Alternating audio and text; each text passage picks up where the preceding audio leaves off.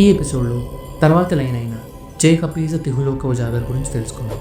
కపి అంటే కోతి అని అర్థం, అండ్ ఈసా అంటే నాయకుడు లేదా కంట్రోల్ చేసేవాడు అని అర్థం. ఇంకా చిన్నగా చెప్పాలి అంటే లీడర్ అని. రామాయణం కనుక మనం చూస్తే సుగ్రీవుడు కదా రాజు కిష్కింద రాజ్యానికి. మరి హనుమంతుడు ఎలా లీడర్ అవుతాడు? హనుమంతుడు ఎవరి పక్కన ఉంటే వారికి బలమని తెలుపు దొరుకుతుంది. అందుకే తులసీదాస్ గారు ఫస్ట్ లైన్లోనే చెప్పారు జయ హనుమాన్ అని. రామలక్ష్మణులు సీతాదేవిని వెతుక్కుంటూ ఋషిముఖ పర్వతం దగ్గరికి వెళ్ళినప్పుడు సుగ్రీవుడు వారిని కొండ మీద నుండి చూస్తాడు. వెంటనే హనుమంతుడితో, నా అన్న అయిన వాలి నన్ను చంపడానికి ఎవరినో పంపారనుకుంటా, వెంటనే ఇక్కడి నుంచి వెళ్ళిపోదామని భయపడుతూ చెప్పారు.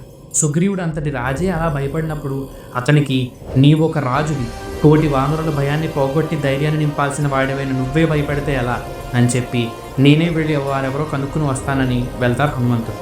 అలా ఒక రాజునే కంట్రోల్ చేసిన వారు కాబట్టి హనుమంతుడు రాజు కాకుండానే అంతకంటే ఒక గొప్ప నాయకుడయ్యారు. ఇలా కాకుండా ఇంకొక మీనింగ్ కూడా చూస్తే సాక్షాత్తు శివుడే హనుమంతుడిగా అవతరించారు. అందుకే కపీస అంటే కోతుల్లో ఉండే ఈస అంటే ఈశ్వరుడు అని అర్థం.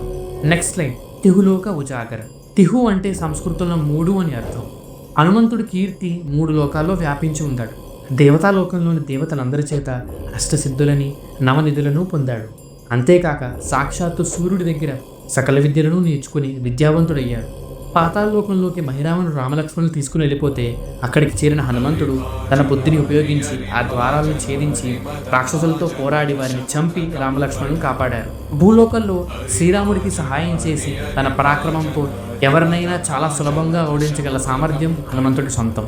చిరంజీవిగా ఇప్పటికీ గంధమాదన గుహల్లో రామనామస్మరణ చేసుకుంటూ ఉన్నారు. ఇలా 3 లోకాల్లో ఆయన కీర్తి వ్యాపించి ఉంది. అందుకే ఆయనకి ఇహులోక ఉజాగర అనే పేరు. నెక్స్ట్ ఎపిసోడ్లో రామదూత అతులిత బలధామ గురించి తెలుసుకుందాం. అంతవరకు జై హనుమాన్, జై శ్రీరామ్.